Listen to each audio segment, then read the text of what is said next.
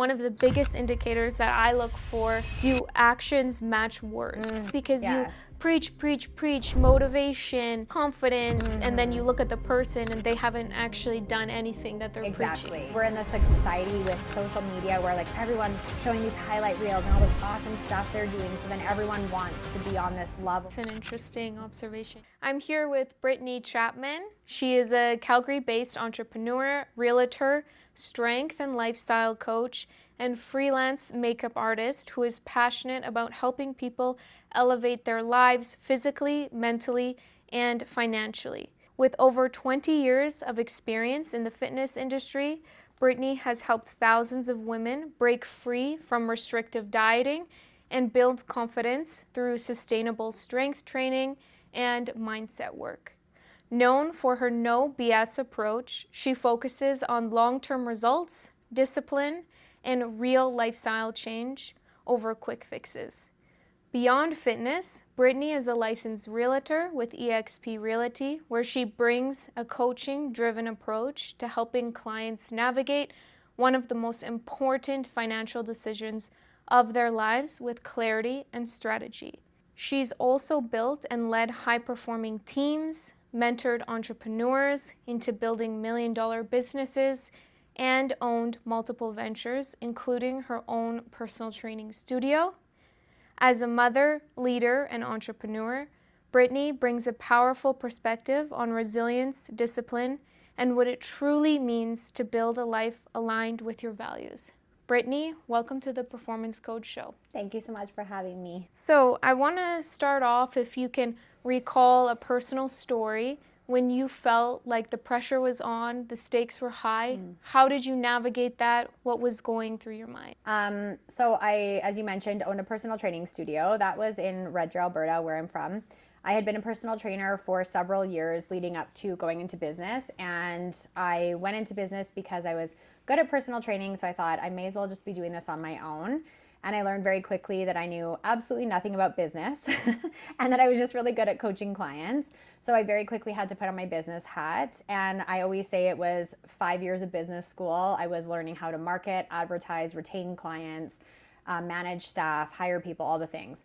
And we were in a new build area. And so the rent kept increasing because I think the company didn't know how much their overhead was going to be.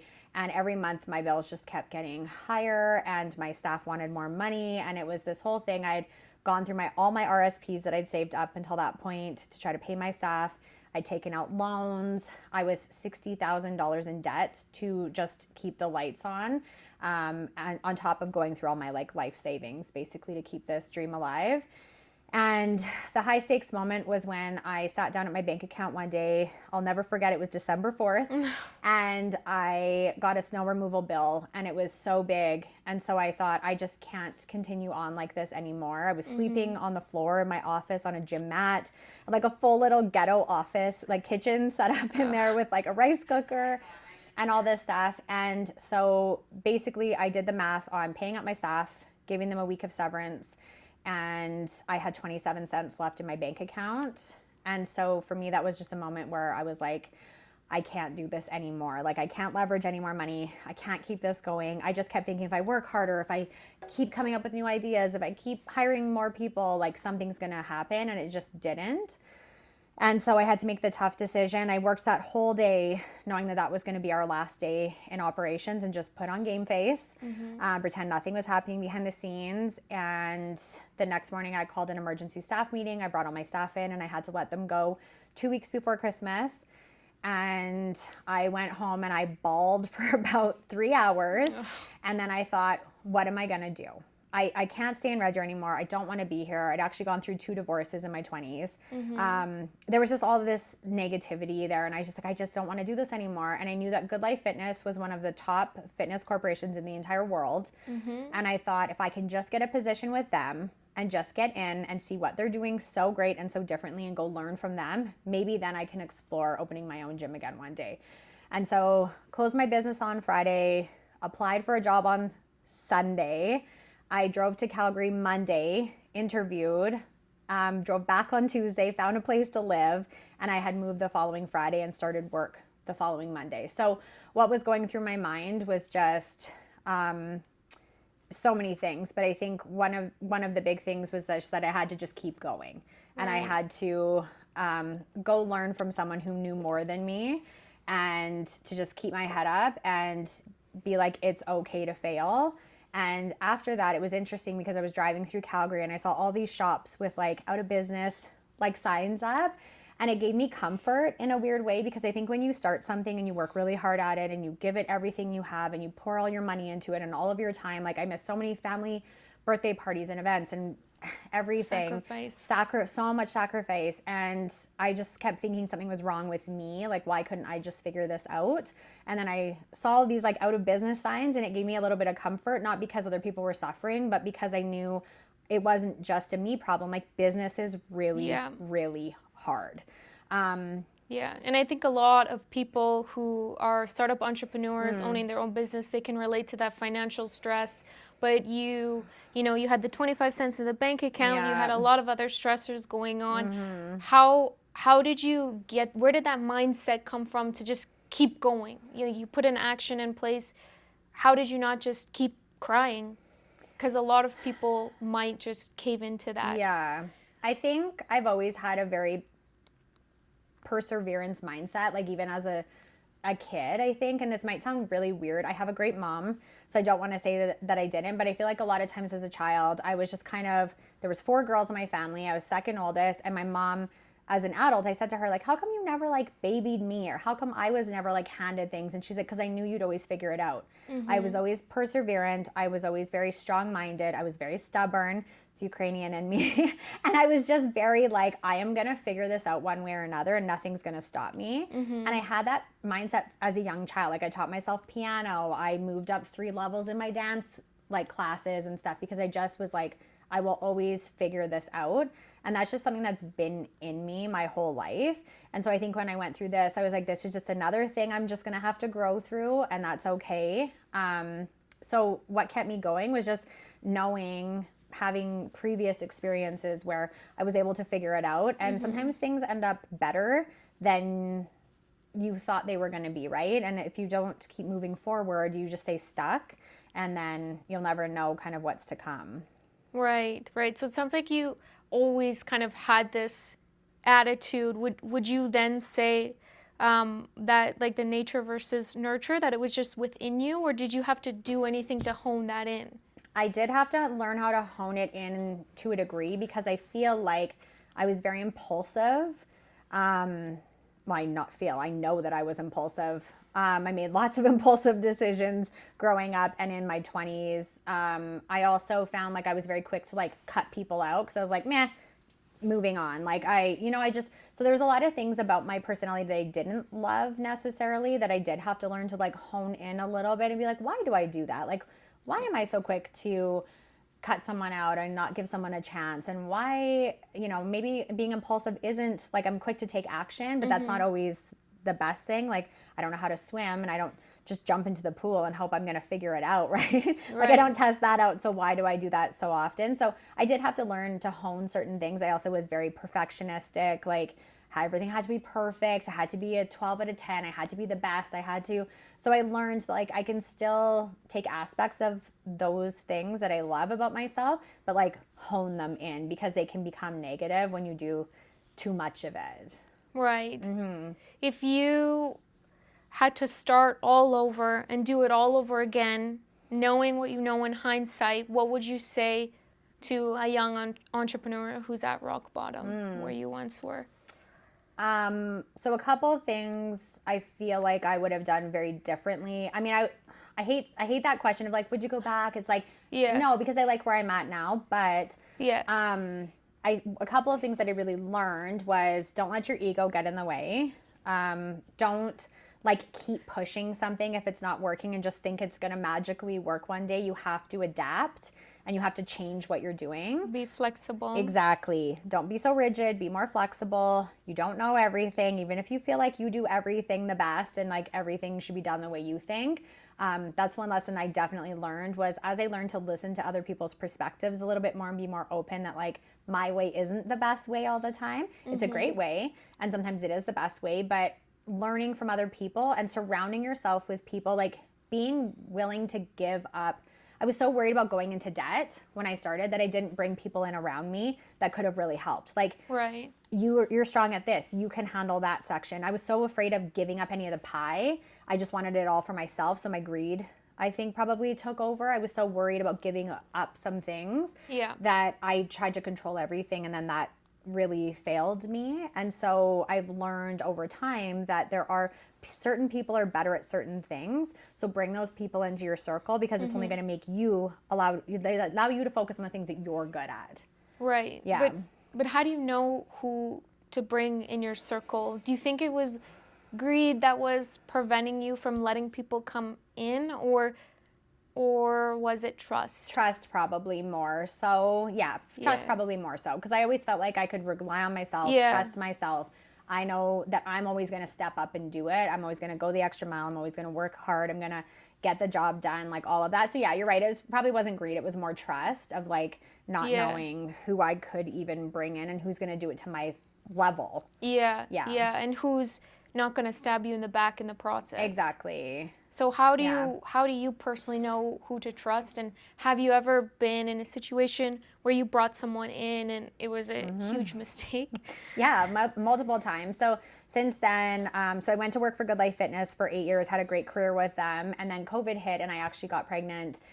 Delivered a baby a week after the initial COVID lockdown. Yeah. And so more people. That's stressful. Yeah. It didn't stress me out, to be honest. I kind of liked it because we were forced to just sit at home with each other. Which was like my ideal world, where I was like, I just get to stare at my baby all day. This is amazing. Which you want to do anyway. Which you want to do anyways. And you're kind of nervous to have people around your baby and stuff anyways, because you've protected this little person for I obviously, as I'm talking, I realize I have major trust issues, but like I was like, she's with me and I can make sure she's safe. And so anyways, we were at home in lockup, and then I kept getting messages from people like, hey, I know you just had a baby, but I don't know what to do. All the gyms are closed. Like, can you help me? Blah, blah, blah. So all of a sudden, this online business that I didn't plan for just exploded. And I had like 60 clients. So I said to my husband, well, maybe I'll take on a few clients. And then it was like a few more.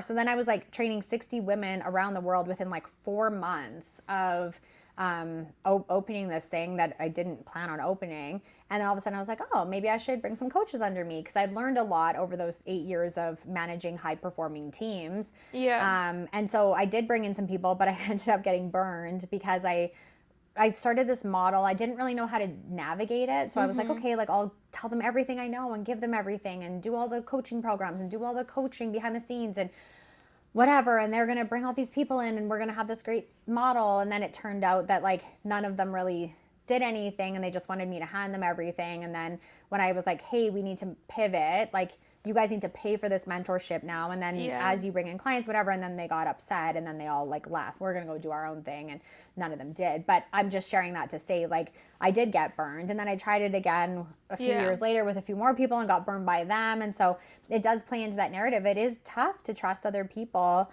And I think that's a skill that every team lead really needs to acquire, is like how to vet those people out. And it's a huge problem. If you're able to, I always tell people that one of the biggest indicators that I look for is above skill, above everything else, do actions match words? And that's something that's so underrated, because in a society where it's so easy to talk, who is doing? Who is behaving?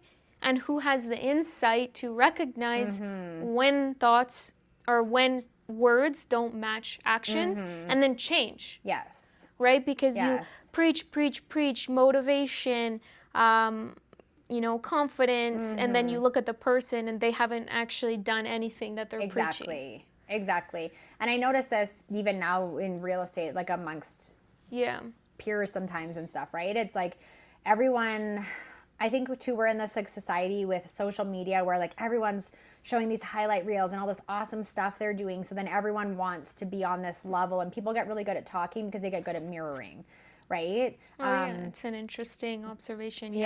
But then it's like following it with action is a whole other thing. And I think people, when you're someone who's high energy, I don't know if you've picked up on that from me, but like I have high energy and I've been successful. Like, yes, I've had my failures, but I successfully failed through them. Do you know what I mean? So it's like when you are successful and you are confident and you do have high energy, people latch onto that and they want like a piece of that. They want to be around you and like immerse themselves with you, because then they hope that that's going to kind of like rub off on them somehow. And so when you're saying like actions and words, people can mirror you and try to tell you the right things. And I had that problem with dating when I was younger, because people would tell me the right things and I'm like, oh, that sounds amazing. And then their actions just didn't follow through, right? So I think we see that a lot in our society, unfortunately. Yeah, and exactly. And what is confidence? How did you get that high energy?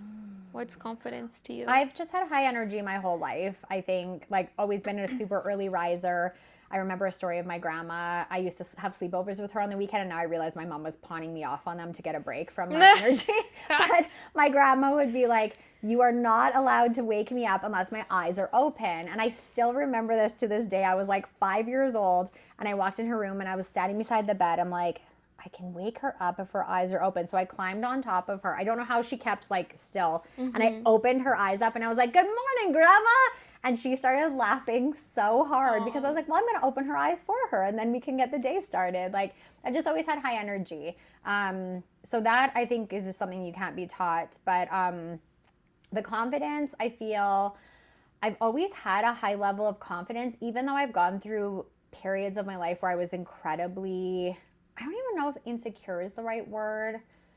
I think my perfectionism kind of like didn't make me insecure. I can never say I've been insecure, but I've definitely had moments where I've like second guessed myself. Maybe I didn't trust myself, or thought maybe I wasn't good enough in certain situations. And so, but I've always, again, like just kind of had a high level of confidence.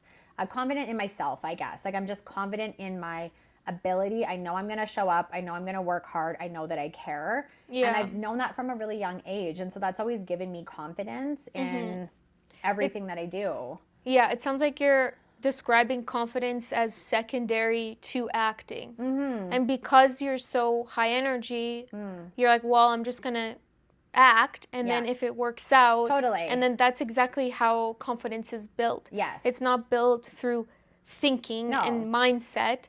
It's built through doing. Yeah, exactly. Through doing, either in real life or in some cases, imaginally through like visualizations. Yes. Is there any like techniques like that you use to hone your I try skills? Not to like think too much before I act. I know that might sound kind of strange, but I'm thoughtful in what I do and how I speak to others and that kind of thing. So I am a thoughtful person. But I am like very big on like take messy action, like just take action.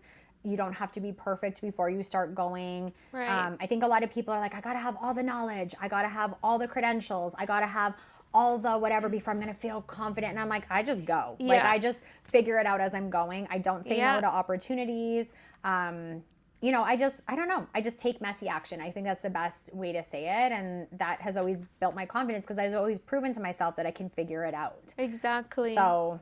And your brain was collecting evidence along the way. Like you'll figure it out. You'll always figure it out. Everything, I say this to my clients in real estate and they always laugh. I'm like, everything is always figure outable. That's my own word that I made up. You can use it if you want. But it's like everything's figure outable. You can always figure it out. It's not maybe going to land how you thought it was going to. It's maybe not going to look exactly how you imagined it would be. But it's always, everything's figure outable. Yeah. And so I think I've just reinforced that in my own life so many times over the years that I just have that confidence that I'm going to figure it out one way or another. I'm going to find the person that's going to help me, or I'm going to do it myself, or something's going to magically come together. But I just think everything is somehow going to work out.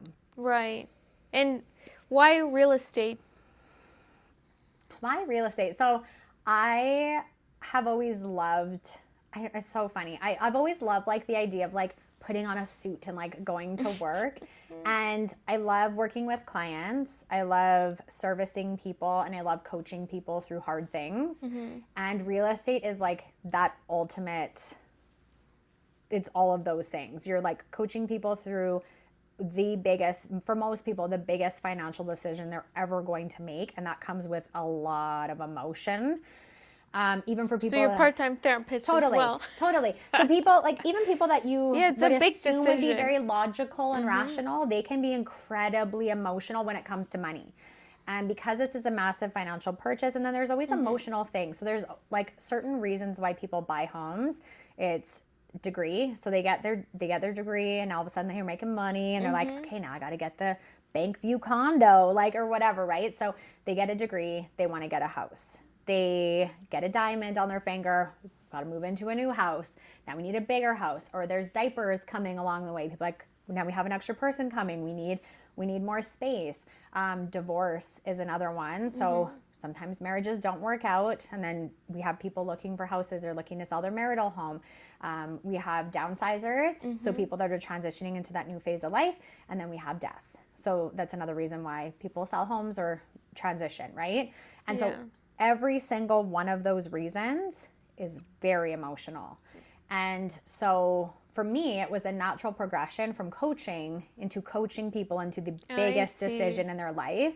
And also I just like love looking at beautiful homes all day. So that's super fun. But I just feel like all of the things that I've been through in my life have really led me to be like this realtor who doesn't just open doors and whatever. It's like I lead people through this decision. I have strategy. I have a process that my clients go through. I make it as stress-free for them as humanly possible by managing so many things behind the scenes that they have no idea about. And I just stay super calm through it all. And every single transaction comes with some wild stuff that you can't even imagine. It just comes out of nowhere. Like what? Oh my gosh, there's just always so first thing is for a transaction to actually go through, you're relying on a lot of different things happening. So whether that's conditions getting waived on financing, you're relying on mortgage lenders or people that work for the bank, that work bankers hours. We're relying on lawyers to do their end of things so the keys get turned over in time.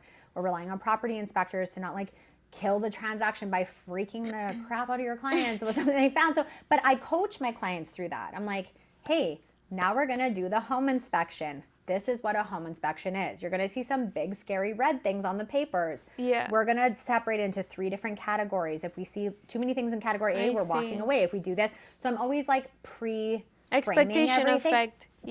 Constant.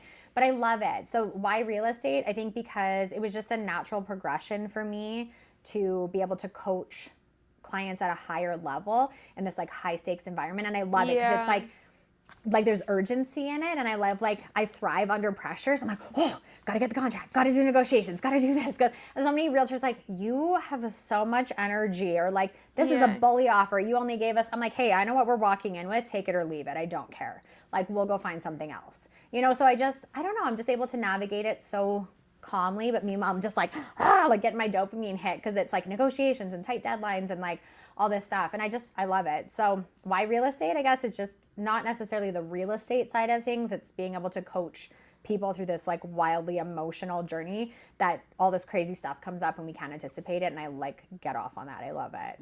Yeah, it sounds like it's much more than just a transaction for you, and even the way that you grouped when the transactions take place. I've never heard that before. You connected it to significant life events. Yeah. No, that's interesting. And so you also said that at one point you mentioned that you thrive and you excel in teaching high-performing teams. Yeah. How do you motivate people? What is motivation? So I hate the word motivation. I never ever use it. I more. recognize motivation is an emotion. Okay. I think people are like, I need to feel motivated. I'm like, I rarely feel motivated. And I'm a very successful person. And high energy. Yes, and I have high energy. So I think motivation comes in waves. It's like any other emotion. Sometimes we feel super excited. Sometimes we don't. Sometimes we feel super tired. Sometimes we don't. Sometimes we're super angry. Other times we're not. Motivation, sometimes we feel super motivated and other times we don't. So I'll use fitness as an example. So a lot of times people feel motivated in small, like very finite glimpses. So it's like, I feel motivated when I put on a pair of pants that used to fit very easily, and now I have to like wiggle, lie down, suck my stomach in, and like do them up. Now I'm like, man, I should probably do something about this. And then I carry on with my day. Yeah. Or I feel motivated when people will see a picture of themselves and they're like, I look like that? I don't look like that. Do I actually look like that? And then they feel all of a sudden motivated, but then life is busy and they still have all the same triggers, all the same stressors, all the same things holding them back from taking action. So they felt motivated for a second, but motivation does not carry you through. So I hate the word motivation. I don't let people use it in my circle. I'm like, no, we're not motivated. We're either taking action or we're not. And then we need to figure out why we're not, why we're stuck. And so yes. That being said, Yes. then what would you say to someone who believes that emotions serve as an emotional compass? That, you know, we need to pay attention to our emotions because they'll tell us, or I have a gut feeling that I need to listen to. So what role would emotions serve for you? And what would you say to someone who tells you that? I always ask people when they have what I would view as maybe a limiting belief that they have to follow their gut and trust their intuition. I would say, how is that working for you so far? I always ask people, how is this working for you? Because if it's working for you, then don't fix it. If leading with your gut and following your intuition and leading with your emotions has worked for you thus far and you're where you want to be, then A, you wouldn't be looking for my help. But also, how is it working for you? And then we work with that, because some people are very emotionally driven and they really do like to live by their emotions. But I often find people that live by their emotions really live by them, and the low emotions can really suck them down, and it really prevents them from taking action. Yeah. Yeah. No, I can see that. And it's interesting you bring up the concept of limiting beliefs, because these are something that are learned very, very early on from learned experiences. Often they're created from adverse childhood experiences, and they form the lens for which we perceive the world in. So what would you say to maybe someone who's earlier in their venture, they don't have a team? Are those luxuries of, you know, setting the boundaries and being able to say, no, I'm going to be there for my daughter, is that something that comes with success? What if you were early on? What might you say to a mom who's just starting out? And not in that position. Yeah. So I think everything comes with a trade-off. And so I think as a child who, you know, has memories of being let down, I would never want that to be a core memory for my daughter. And that one deal to me wouldn't be important enough to make money to let my daughter down, potentially for the rest of her life, where she always remembered that my mom left my birthday because it was more important to her to make money. And it is important to make money, and I'm not saying it's not. And I also recognize some people don't have that luxury, but I think everyone can set a boundary. And so if it was reversed and I didn't have a team to rely on, what I would have done is said to the client, I completely understand that 1 o'clock is what works for you. However, 1 o'clock does not work for me because it's my daughter's birthday that I've been planning for 6 months, and I'm not going to let her down. But I still want to make sure that we get into this home today, because it's very important that your kids get this home, because this is an important memory and a time for them. So what's another time that can work? I'm available anytime before 11, or I can meet you at 2 p.m. Right. So still, I would have set a boundary. I would not have let my daughter down. Yeah, because that's in alignment with what you value. My value. So value is always up here no matter what Correct. stage. Correct. My values are so important to me. And that's one thing I don't negotiate on at all, whether that comes with friendships. Like, I've lost friends over this where I, you know, get to know them and I really like them, and we just have a misalignment of values where it's just too much for me, where I'm like, I don't want my family around those values. I don't want my kids around kids that are being raised in a house with values like that. I don't want my marriage around a marriage that has values like that. I just hold my values very close to me, and so I do stand by them, and it does allow me to set boundaries. Right. And on that note of friends, what would you say to someone who says the top is lonely? It is lonely. It is very lonely. I think when you're at the top, you're always going to have haters. You're always going to have people that don't understand you. I think it is incredibly lonely. But you do find your people. And I think, you know, people are always like, well, no one can ever be happy for me. And I'm like, well, then you're surrounding yourself with people that aren't happy. Because I'm happy for everyone that's winning. Like, I'm like, you go, you do it. Show me the way. Show me what's possible. I love it. I love hearing about your wins. So if you're surrounding yourself with people that can't be happy for you, it's because they're not happy people. Right. So I think that's a time for you to reevaluate why you're bringing these people into your life that are like that. I think we also can look at people pleasers, where they're like, I want everyone to like me. I'm like, not everyone's not going to like you. And if everyone likes you, you're not being genuine to yourself. True. So I think when you get to the top, you have to be okay with being yourself and being an outlier and being someone that people aren't necessarily going to like. I definitely have people that don't like me. I recently, there was a girl that came onto our team for a short period of time, and she was like, you are just so like direct, and you are just, and I was like, yes, I am. Thank you very much. That's a compliment to me. I am very direct. I'm very intentional when I speak. I'm very direct when I talk, and I'm very honest. Yeah. I'm not afraid to tell people what they need to hear. I don't tell them what they want to hear. I don't care. They're going to be pissed off, but they're always thankful after. Like, thank you for showing me the way. Thank you for calling me out. Thank you for being honest. But yeah, it is lonely because a lot of people don't understand your work ethic. They don't understand your drive. They don't understand setting boundaries. They are not clear communicators. They lack confidence and conviction in what they do. And so it is lonely because the more you lean into those qualities, the harder it is to find people that understand you and that you even want in your circle.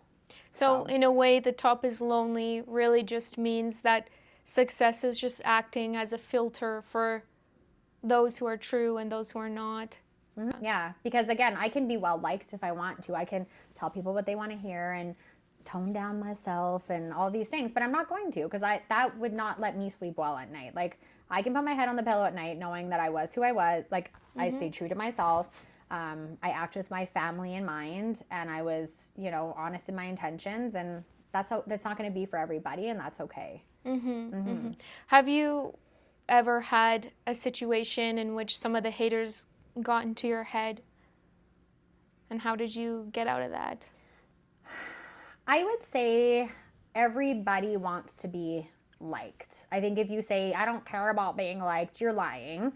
Everybody wants to be liked. There's no kid that goes to school on first day of kindergarten and says, I really hope everyone hates me today. Like, everybody wants to be liked. They do. It's evolutionary. It is. You want to find your people. You want people to like you.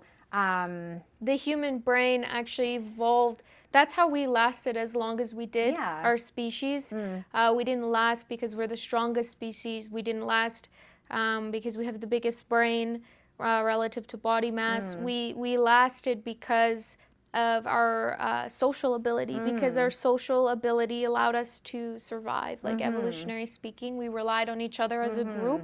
And then as a group, we became stronger. Yeah. So I think everyone wants to be liked. So if I said, I don't ever let anyone get to me, that would be a lie. But I don't let people get to me in the capacity that most people do. So for example, when I told you my business shut down after 5 years of blood, sweat, literal tears, sleeping on a whatever, I had a good hard cry for about maybe 3 hours, maybe it was 2, I don't quite remember. And then I carried on. Did I still think about it? Did I still think, oh God, like, why did I last? Sure, I had a lot of like reminiscing about it, but I guess I just don't let things that are out of my control like dictate how I go about my day or stop me from taking action. Because there's always going to be people that, again, aren't going to like you, that you're going to be the victim or the villain in their story.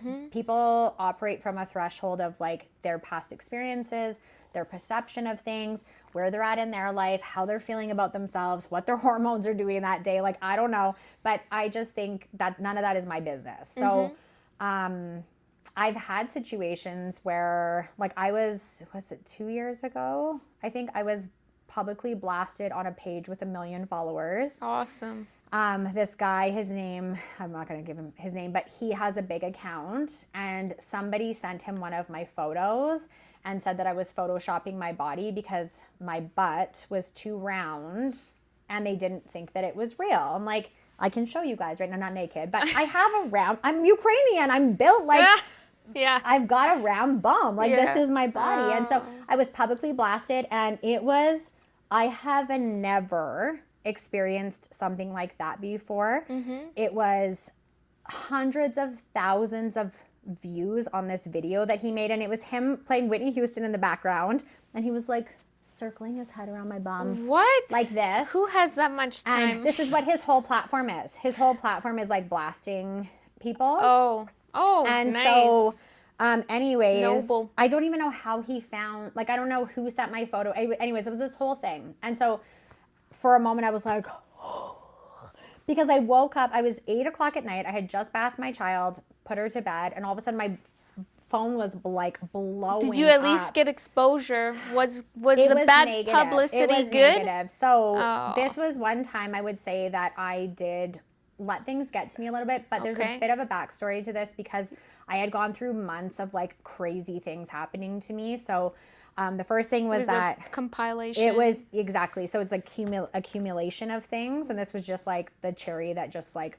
split the cake apart. Yeah. But I had someone break into my bank account and drain my business, savings, personal, drain all this. They transferred all the money out of my accounts to themselves like throughout the night and early into the morning, and the bank didn't catch it until I had 99 cents left. So that had happened. So I was fighting the bank for that. My daughter got E. coli poisoning through her daycare. So she was in the hospital for 3 weeks with E. coli poisoning. And then our house flooded. So in the middle of the night, we woke up and our whole main floor and basement of our home had flooded because water line had gotten detached in the fridge. My husband suffered a heart attack. Oh, when it rains, it pours. Yeah, my husband suffered a heart attack, and then this happened. So I was like, you know what? I'm good. Because I had people flooding my inbox telling me to kill myself. Oh, jeez. That I didn't deserve to live, that I was a clown, that I was a joke, and it was just all these people like going underneath, like laughing and all this stuff. And I think it just, in that moment, it was so much that I was like, I'm good. I'm actually just going to get off Instagram for a little bit. Yeah. So I actually deleted my Instagram. Why do you think they do that? Why do people do that? So I think it's multiple things. I think people like to hide behind screens. I think people that are bored, like I would never have time in my day to put towards this, right? So then I think, what is the type of person that have time in their day to do this? Yeah. And so the only thing I could think of, because I always try to understand people's psychology, like why would people do the things they do? Because I try to rationalize certain things and also to come from a compassion frame of mind. I try to understand why people would do the things they do. And so one of the things I came with is just these people are just miserable. They're miserable. They have nothing going on in their lives. They want to believe, I think too, social media has really tarnished people because they believe any woman that's beautiful is fake. Yeah. Like they're like, if I see you in person, you are not going to look how you look. You are fake. You've had work done. Yeah. You've had this. Like there's no way anyone in the world is beautiful, has a nice body, is successful, is rich. They think it's all smoke and mirrors. And sometimes it is. Like sometimes they are accurate. And so I think that's tarnished a lot of people. So they just want to jump on this like hating bandwagon. And I just think, honestly, a lot of people are miserable. I think they're miserable human beings, and they feel they would never come up to me in person and say these things to my face. They just wouldn't. I know that they would not. Yeah. So I just think that's kind of in psychology, we would call that you almost serve as a juxtaposition. So because somewhere deep down, they know they're here. So if they view you here, the stark contrast just makes them feel worse about themselves. Yes. And so, if I can lower Brittany here, then this will justify all of the things that I know I'm not doing. Yes. So it's a them problem. Yes. So then they can like come on there and hate. And even like people that I worked with that have met me in real life, who have seen my body and know that I have a big bum. Yeah. We're like, I used to work with her. Oh, like, dear. You are a grown man who's 39 and going through a divorce. Calm down. Like, and I'm not saying that to then position them lower, but all I'm saying is like, people, just miserable people are going to be miserable. They're going to try to bring you down. They're going to try to, like you said, lower you in some capacity, whether it's through talking badly about you or reaffirming something in their mind that they have. And that's okay. Right. What's it like being a successful, beautiful, intellectual woman in business? I mean, that's quite the deadly combo there in a good way. Thank you. You're very sweet. I feel like it is tough looking a certain way in business. I think about this often because it's like with women, it's like be strong, but not too strong. Be loud, but not too loud. Stand up for yourself, but not too much. Like, have big boobs, but not too big. Wear makeup so you look like you're not wearing makeup, but don't wear too much makeup or you're a cake face. It's like, do your hair this way, but don't look like you're trying too hard. You know, it's just all of these different things that we're supposed to be and do. Yeah. And so I just always circle back to kind of a couple of things I've already said today is like people's ideas of you before you even open your mouth, or their preconceived ideas of who you are, how you're going to act, what you're going to be like, is on them. It has nothing to do with me. So I don't lower myself down to make someone else comfortable. I'm loud, I'm energetic, I'm bubbly. You know, I have a high pitched voice. Like, these are things about myself I'm just not going to change. And I don't care. I love getting glam. I love all of these things. And so, yes, I think it does make some people uncomfortable, other women as well. And it's unfortunate, you know, and I never want to make another woman feel uncomfortable. That was never my intent. I wanted to always lift other women up. But I also stopped trying to bring myself down, if that makes sense. I don't care. Like, I'm always going to be in full glam. You see me at 7 a.m. at Walmart. I remember I was FaceTiming my sister. No, I'm not kidding. I was FaceTiming my sister one day and I was getting ready. It was like 6. She's like, where are you going? I'm like, Walmart. She's like, all right, you do you, girl. Like, yeah. It was just like this. Where are you going? Splash Park. Like, I don't care. This is just who I am. And I think for you, it's about you. It's not about me. It's artistic. It's expressive. It's who I am. It's how I feel good. It's how I show up. And I don't care how it makes other people feel. And that's not because I don't care about other people. It's just that I know what I need to do to present as my best self. And these are all things that I do for me. And so being a woman in business, it does make it tough because people are like, oh, look at, I remember, like, there's always been so many comments, and look at little Barbie, what's she gonna know, or what's she gonna do, you know? And it's so funny. And then I have other people like, I love how you look. We hired you because of how you look. You're so put together. You're like, you know, so I just think the right people are always going to find you. Other people are always going to find a reason to hate on you, and it's all good. Like, I just don't care either way, you know? Yeah. And just to end things off here, what does it mean to be a high performer to you? I think that's a great question. I believe that being a high performer means that you are, I guess, getting everything done in a day that makes you feel satisfied when you go to bed at night. So it's such a weird way to look at it or think of it, but life is very finite. We truly don't know how much time we have. And so I think a lot of times people are always like, gotta set these goals and gotta be working, whatever. Like, we gotta always be looking ahead. When I retire, I'm going to do this. When I retire, I'm going to get in shape.